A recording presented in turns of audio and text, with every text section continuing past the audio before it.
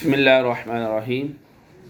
अज़ीज़ साथियों, आज का हमारा टॉपिक है कि जब यूसुफ़ अलैहिस्सलाम कैद खाने में थे, आपके साथ दो नौजवान भी कैद में थे।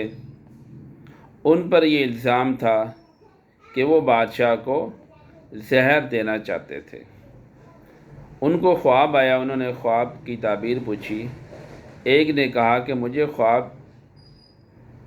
मैंने ख्वाब में देखा कि मैं शराब नचोड़ रहा हूँ, और दूसरे ने कहा कि मेरे सर पर रोटियां हैं और परिंदे रोटियां खा रहे हैं।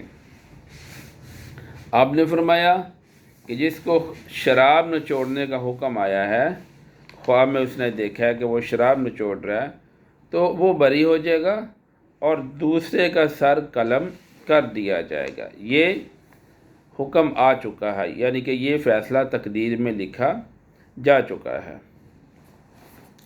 जो कैदी रिहा हुआ था, तो यूसुफ़ अलैहिस्सलाम ने उससे फरमाया कि मेरा ज़िक्र अपने बादशाह से करना। मुराद ये थी कि मैं तो बेकसूर हूँ, तो हो सकता है कि बादशाह भूल गया हो, तो मेरे बारे में अपने बादशाह से ज़िक्र करना। लेकिन जब वो कैदी बाहर आया, वो भूल गया यूसुफ़ अलैहिस्सलाम का ज़िक्र करना। अल्लाह की करनी ऐसी हुई कि उस दौर में जो बादशाह था, बादशाह को एक ख्वाब आया, बड़ा अजीब सा ख्वाब आया। ख्वाब ये था कि 7 दुबली पतली गायें मोटी गायों को खा रही हैं, और 7 जो बालियाँ हैं हरी, और 7 सूखी हुई बालियाँ हैं।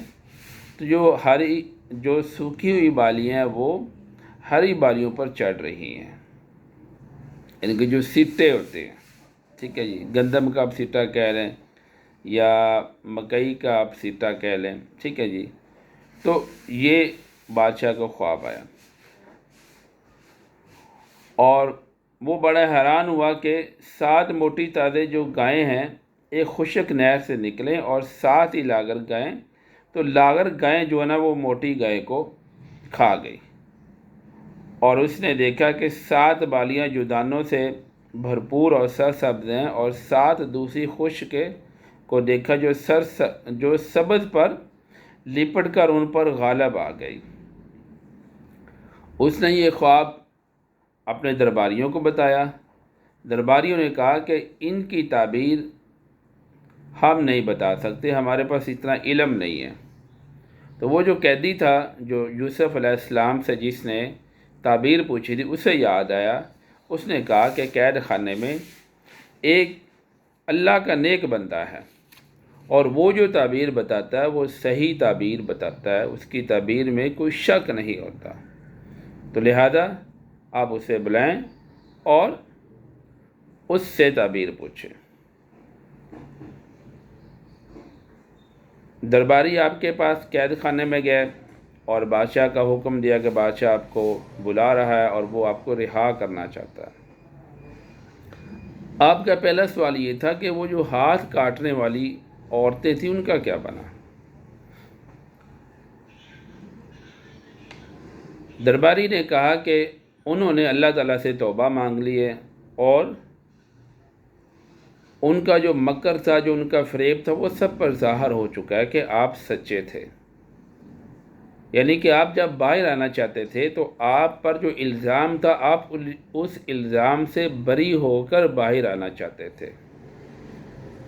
तो लिहाजा आप बाहर आए, और बादशाह ने आपको बुलाया, आपसे इस ख्वाब की ताबीर पूछी। आपने फरमाया कि 7 साल आपकी जो फसल है, जो अनाज है, ये अच्छी होगी, बारिशें होंगी, तो इसमें आपने जो ज़रूरत का अनाज होगा, बक़द्र ज़रूरत, जिसके बग़ैर इंसान ज़िंदा नहीं रह सकता, खाने के बग़ैर जितना, वो आप खाएं, बाकी आप स्टोर करें, रखें, और अनाज को बालियों में ही रहने दें, उसे निकालें ना, यानी कि उसको साफ़ ना करें। जैसी फसल काटी आपने, वैसे ही आप उसे जो स्टोर रूम है वहाँ पे आप रखें, ताकि कीड़े मकोड़ों से भी अनाज महफूज रहे।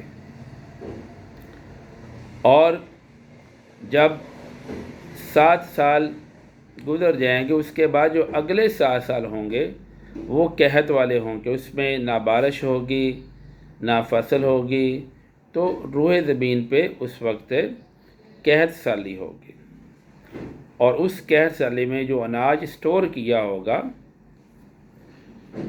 وہ ہم استعمال کریں گے اور اپنی قوم کو وہ اناج دیں گے۔ بادشاہ نے یوسف علیہ السلام کی تعبیر کو مانا اور فرمایا کہ ایسا ہی کیا جائے جس طرح یوسف علیہ السلام فرما رہے ہیں، اور یوسف علیہ السلام کو پھر جو ہے نا بڑے عزت اور احترام کے ساتھ دربار میں جو ہے نا وہ ایک منصب دیا گیا، اور آپ کے پاس عہدہ تھا، اور عزیز مصر کا جو عہدہ تھا وزیر خزانہ کا وہ یوسف علیہ السلام کو جو ہے نا وہ دیا گیا۔ تو اس طرح اللہ رب العزت نے آپ کو باعزت رہائی عطا فرمائی قید خانے سے، آپ کو، اور 12 سال تک آپ قید خانے میں رہے اور بلا کسی جرم کے، لیکن اس کے باوجود یوسف علیہ السلام کی زبان پر ذرا بھی شکوہ نہیں تھا، کیونکہ جو اللہ کے نبی ہوتے ہیں وہ کبھی کسی سے شکوہ نہیں کرتے، ان کے ذہن میں ایک ہی چیز ہوتی ہے کہ یہ اللہ تعالیٰ کی طرف سے آزمائش ہے، اور ہوتا بھی ایسے ہی ہے کہ انبیاء کرام پر جو بھی مصیبت آتی ہے تو وہ اللہ تعالیٰ کی طرف سے آزمائش ہوتی ہے۔